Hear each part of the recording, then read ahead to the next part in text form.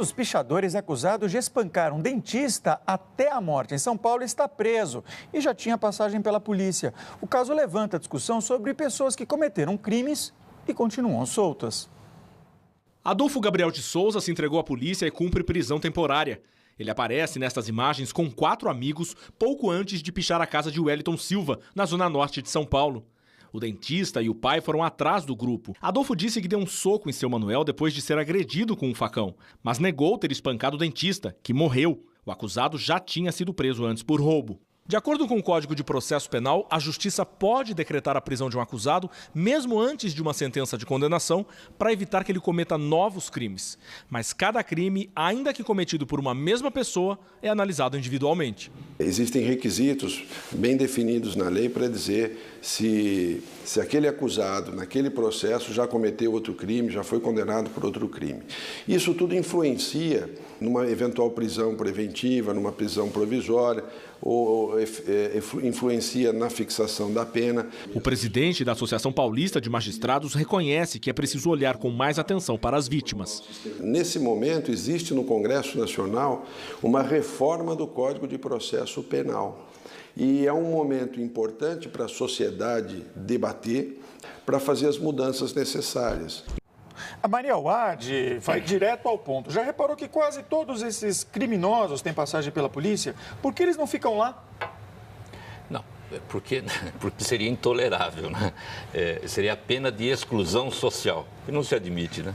Pena de exclusão social, de prisão perpétua, coisa do gênero, que no nosso direito não tolera, nem a nossa Constituição admite. Mas o nosso magistrado, o doutor Jaime, presidente da Associação dos Magistrados, que aliás, tem uma característica da ponderação e de um trabalho muito propositivo no campo, inclusive legislativo, vem acompanhando a reforma do processo penal, colocou muito bem as questões.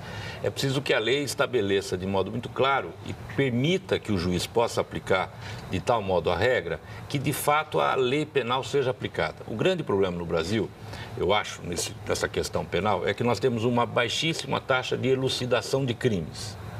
Temos uma subnotificação enorme. Muitas das vítimas sequer noticiam que foram vítimas de crime. Os crimes que são noticiados não são apurados. Nós temos em homicídio menos de 10%, por exemplo. O crime apurado no Brasil, em regra, é o crime em que o sujeito é preso em flagrante, o crime de trânsito ou praticado no meio social.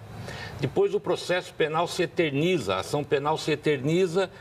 Quando ela é decidida, a vítima já não tem mais a sensação de que a justiça foi feita e a população experimentou essa sensação enorme de insegurança.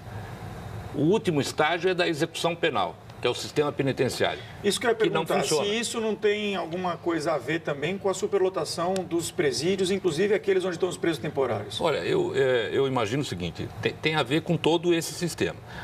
Nós temos uma hiperregulação penal, a quantidade absurda de crimes, de tipos penais e os crimes graves, sobretudo os praticados contra a pessoa, contra o patrimônio, mediante violência ou grave ameaça.